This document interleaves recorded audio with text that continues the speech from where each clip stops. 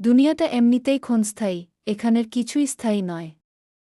আজ যা আমার, কাল তার সঙ্গে অনেক দূরত্ব তৈরি হতে পারে। সে হোক প্রিয় কোনো বস্তু, সফলতা কিংবা একান্তই নিজের মানুষ। তাই ভাগ্যকে মেনে নিয়ে সামনে এগিয়ে যেতে পারলেই জীবনটা কিছুটা সহজ, কিছুটা সুন্দর হয়ে ওঠে। আমার গায়ের রং, আমার বাঁকা চেহারা, আমার কথার জড়তা, সব কিছু নিয়েই আমি। মানুষ আমার ভিডিওর এক্সপ্রেশন নিয়ে পর্যন্ত বিচার করে, যেন তাদের জীবনে কোনো ভুল নেই। যারা সমালোচনা করে, তারা হয়তো ভুলে যায় কেউই পারফেক্ট না। যাই হোক, সমালোচনা তো অনেকেই করবে, কিন্তু আমি নিজেকে বদলাব না শুধু অন্যের পারফেক্ট ধারণার জন্য। ভালোবাসার কোনো রং নেই, তবুও মানুষ ভালোবাসে, কারণ ভালোবাসা চোখে দেখা যায় না। এটা হৃদয়ের ভেতর নিঃশব্দে জন্ম নেয়া।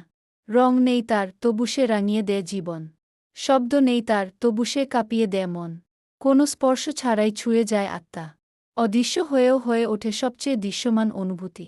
ভালোবাসা হয়তো লাল গোলাপের মতো নয়, না নীল আকাশের মতো বিস্তৃত, তবুও সে রঙিন করে প্রতিটি স্বপ্ন। অন্ধকার রাতেও জ্বেলে রাখে আশার প্রদীপ। ভালোবাসার কোনো রং নেই।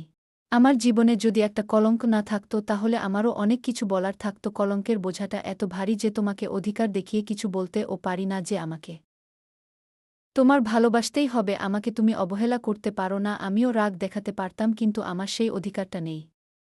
অভিযোগ যে করব, কি নিয়ে করব, কাকে নিয়ে করব? তোমার দোষ বর্ণনা করব নাকি আমার? তুমি কি সত্যিই দোষী, নাকি আমিই সব দোষ কাঁধে তুলে নিয়েছি?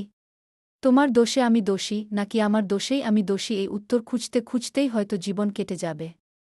মানুষ আমারে জিগায়, আমার এত দুঃখ কিসের? দুঃখের আবার ব্যাখ্যা হয় নাকি? তারা তো জানে না আমি একজন সন্তান হিসেবে কতটা ব্যর্থ। তারা জানে না আমি একজন বোন হিসেবে কতটা ব্যর্থ। তারা জানে না আমি একজন স্ত্রী হিসেবে কতটা ব্যর্থ। আমি একজন মা হিসেবে কতটা ব্যর্থ।